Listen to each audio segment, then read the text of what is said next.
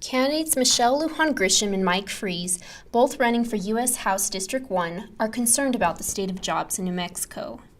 Mike Freese says that his own kids left New Mexico because of lack of opportunities.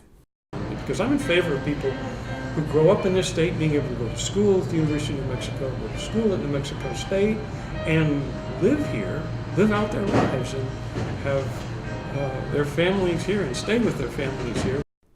Michelle Lujan Grisham, on the other hand, has two daughters whose futures she worries about. I have two daughters. They're grown. One's an engineer. One's still in school. The younger one lives with me, thank goodness. But she's a reflection of how hard it is to get started, how expensive it is to get an education. I want to fix that at the front end and the back end.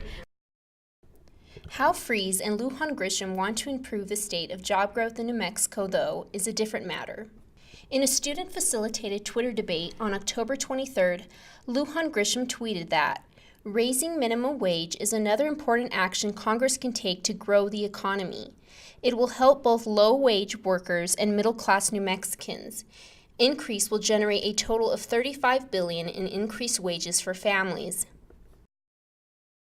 Freese countered by saying, raising minimum wage in New Mexico is going to drive it further into recession, sending businesses to our competing states. I personally know a ton of young people that can't get a job working more than 28 hours a week, so they get two jobs. Lance Bernal is one such example.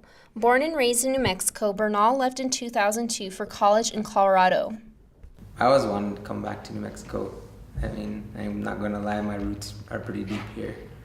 No matter where I was going to go, I always knew I'd come back to New Mexico. It's where I wanted my family to be. So regardless of where I went, I was going to come back. Bernal has struggled, though. After spending 5 years in Colorado and 3 years in Texas, Bernal said finding a full-time job in his field of wildlife biology has been difficult upon returning to New Mexico. Timothy Gomez, born and raised in Artesia, also left New Mexico for college, but never came back. I followed my opportunities throughout my entire career. Okay, wow. So I also realized that, where I wanted to build my career and my life was not in New Mexico. And I found opportunities seemed to be more abundant. This is Rachel Rivera reporting for the New Mexico Newsport.